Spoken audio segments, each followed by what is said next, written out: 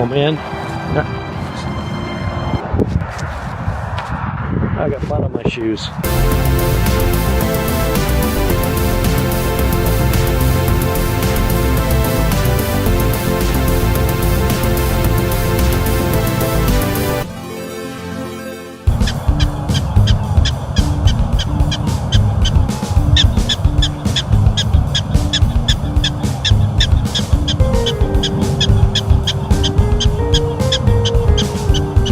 Okay, so it's Sunday morning, and I have a confession to make. I'm really not feeling it today. I mean, I'm tired. My brain is a little bit cloudy. I could very easily just go back to sleep, but I'm just not feeling it today. So I found out that between 5 and 10 people will not be at church today. I kind of know where they all are, or for most of them, but still a bummer. If you're a church of hundreds or 1,000, that many people not being present at church, you may not feel that very much. But in a small church plant, man, we feel that.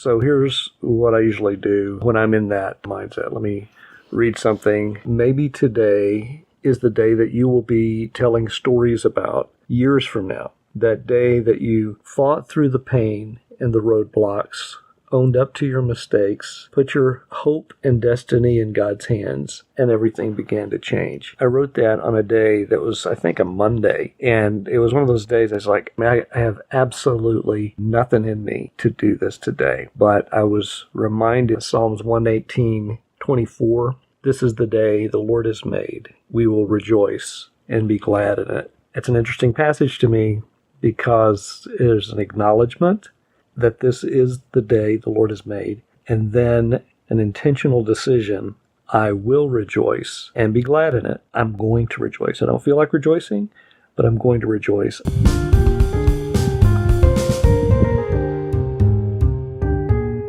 We are really down in attendance today. But you know what? Pressing on.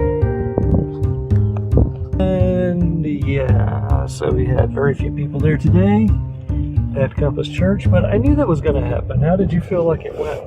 Oh, I thought it was great. I really did enjoy it. I think people were tracking with you too. Did you really think it was great, or is this for the vlog? It was the best thing ever. No, it was really good. It was really good. Practical stuff that we could use. Sorry.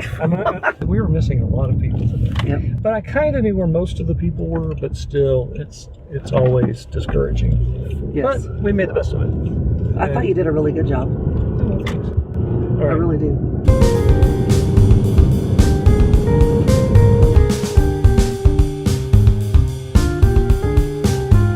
I'm thinking about Bilbo Baggins in The Hobbit. They find themselves in Mirkwood, and it's this horrible, dark forest that is miserable, and you can barely see in front of you, and they're on that trail for a long time. And he's just about to give up when he ends up going to the top of a tree to kind of look above the canopy of the trees. Right when they were about to give up, they were not far from being out of Mirkwood. Sometimes that's how ministry is too.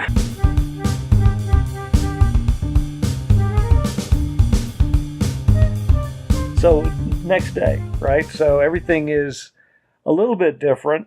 I woke up still feeling like, not feeling very good. And it could be just a physical kind of health thing. And it's the weather and everything is blooming out. And, so there's some allergy things that are going on. But this morning I got together with some other church planters, no agenda. And it's great. It's almost like therapy because we can all talk about the things that are going on in our church plants and struggles and frustrations. And you may have heard the say that misery loves company, and that is certainly true.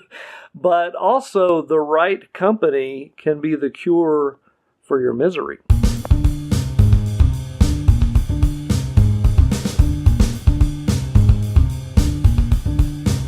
One other thing about this ministry Mirkwood stuff is that whenever we start getting discouraged and we are in the middle of, some difficulties and trials, is to remember a verse that we often quote to those in our ministries, and that is 1 Peter 5:8. Be sober, be on the alert.